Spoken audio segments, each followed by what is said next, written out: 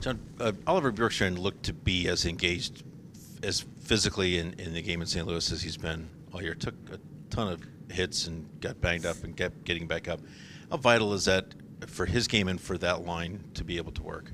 Yeah, I thought after, quite honestly, I think Oliver has just kind of swam around in some of these games here and was not involved.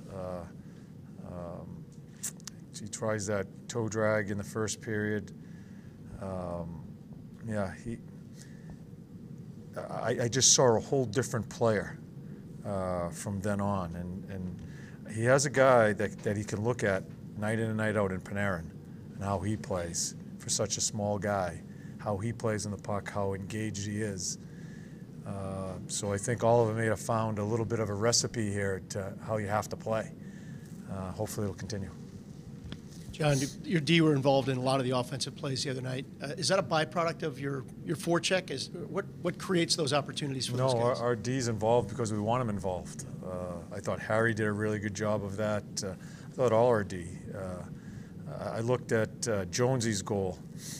It's something we work on every other day in practice, is transitioning from defensive zone coverage to offense. We battle in the corner, we just dink it out into the middle of the ice, we bump it, we get going, and the D joins right away. It's not a product of anything other than a mindset of getting involved in the offense. When you have Josh on the second, if you call it the second power play unit, what do you like? That thing doesn't even work. Why are we even using it? For live stuff. Okay. Josh on the second power play Yeah. unit. What do you like with him out there? Well, you could see right away just the entries that he gave us as far as the speed and chasing down pucks.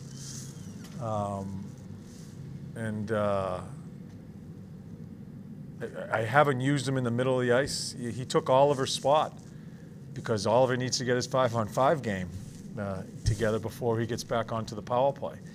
I like just the speed he brought on entries. I just watched him work on it out here. I think he can move a puck from the middle of the ice to wide as far as just an outlet for the guys on the wall.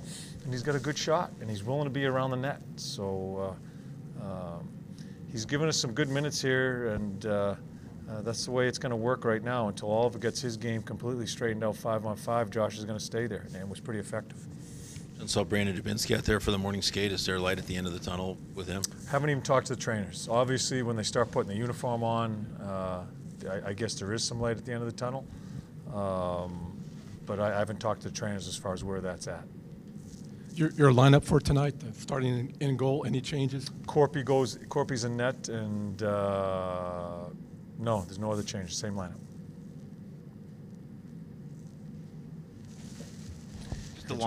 It's always over, and Hedge has to ask that question. I always have the last one. Yes, you do. You're not going to have it much longer, though. I let these guys You're not go. going to be allowed to have the last question much longer.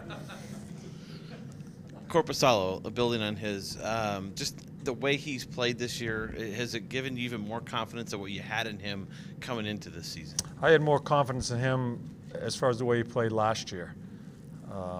And he's done a good job here. I like the way he battled the other night.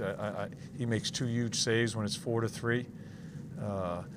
He just has that type of personality that I've always liked, and so he keeps growing as a goalie.